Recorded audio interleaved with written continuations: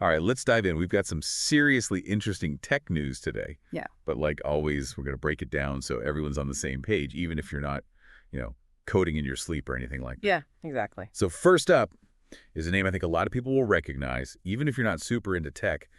Niantic, the Pokemon Go folks, they're making a pretty big move. Oh, a huge move. They're actually selling off their gaming division. It's going to Scopely, which, by the way, is owned by Saudi Arabia's Savvy Games Group. So big money's involved here. We're talking $3.5 billion.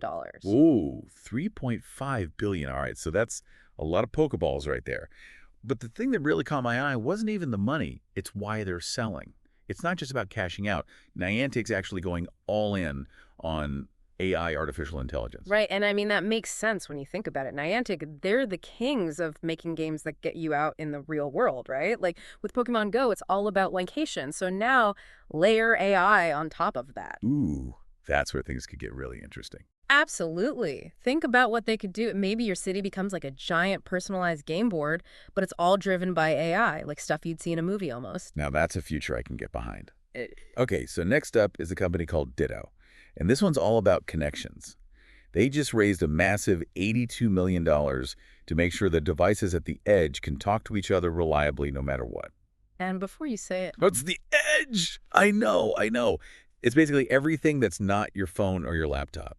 Think smart home gadgets, sensors they use in factories, pieces of self-driving cars, that kind of stuff. exactly. And when we talk about resilient connectivity, what we really mean is making sure those connections are like super strong. Because think about it, the more we rely on all those edge devices, our fridges talking to the internet, our cars navigating themselves, any little glitch can become a big headache. Ditto wants to make sure that doesn't happen. Right. So it's about building a world where everything's connected, but in a way that's dependable. But I got to ask, what about the potential downsides? Like all this connectivity, doesn't that kind of raise some red flags about privacy? Oh, for sure. That's a big question. Like any really powerful tech, there's got to be some serious thought about the ethics of it all.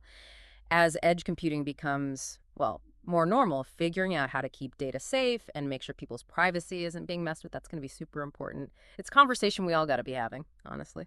Couldn't agree more. Okay, get ready for this next one. We're going from connecting devices to connecting with dot emotions. Alibaba, that's a huge Chinese tech company. They've just unveiled this AI model called R1 Omni. Now, get this, can actually read human emotions. Sounds wild, right? But what they're doing is using all these crazy algorithms to look at things like facial expressions, how your voice sounds, even body language, to figure out how someone's feeling. Think about it. Customer service that can tell if you're getting frustrated, educational tools that adapt to how a student's feeling, even healthcare systems that could pick up on signs of like emotional distress. The potential is massive. But yeah, so are the ethical questions, right? It's mind-blowing, but you can't help but wonder about the potential for, I don't know, misuse. Like, could this kind of tech be used to manipulate people or get into their personal lives in ways we don't even realize? It's a lot to think about. Definitely a lot to unpack there. As this tech gets more and more advanced, we got to make sure there's transparency and some ground rules to prevent people from abusing it, right? Hmm, It's all about finding that balance between innovation and doing things the right way. agreed. Okay, time for a bit of a gear shift. Let's talk energy. Seems like big tech's going nuclear. Well, some of them are at least. Amazon, Google, Meta, they've all signed on to this statement, calling for tripling the world's nuclear energy capacity by 2050. Yeah, this one's coming from the World Nuclear Association, and it's definitely stirring up some debate. Their argument is that nuclear power is pretty reliable, doesn't pump out carbon, so it could be a big help in fighting climate change.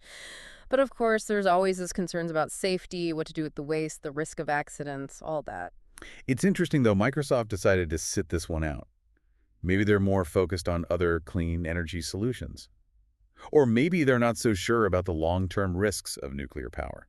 It's tough to say for sure. Yeah, it definitely shows how complicated the energy landscape is right now. There's no easy answers, and we're probably going to need a mix of different approaches to keep the lights on while, not destroying the planet in the process. No pressure or anything. Well, clearly the future of energy is going to be a hot topic for a while, which is exactly what makes these deep dives so fascinating, right?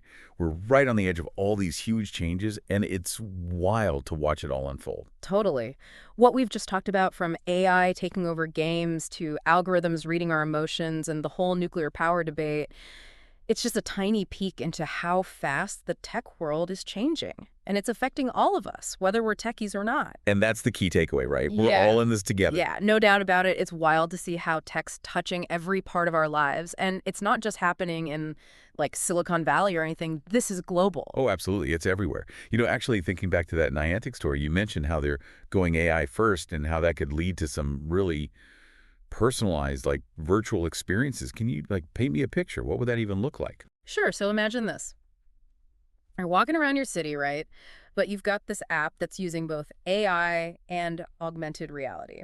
So as you go by different spots, your phone could like overlay old photos, info about the landmarks, maybe even recreate scenes from history, all based on what you're into. Well, that's like having a personal tour guide, but one that knows exactly what you find interesting. That's pretty awesome. Yeah, and it goes way beyond just history, too. Think about shopping. You could virtually try on clothes, see how furniture would look in your living room, get recommendations that are tailored to your style, and it's all powered by AI and AR. So basically, it's like blending the real world with the digital world. That's pretty mind-blowing, honestly.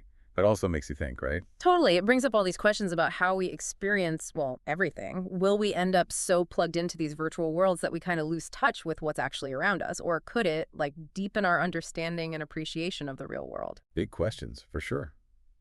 Guess we'll have to see how it plays out. Okay, speaking of the future, let's swing back to the energy discussion. We talked about nuclear, but what about other clean energy options? What are some of the things that are looking promising on that front? Oh, there's a ton of cool stuff happening in renewable energy.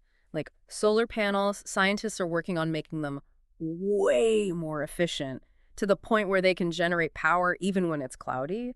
And wind turbines, the technology is getting so much better, making wind power more affordable and practical, even in areas that don't have super strong winds. That's great to hear.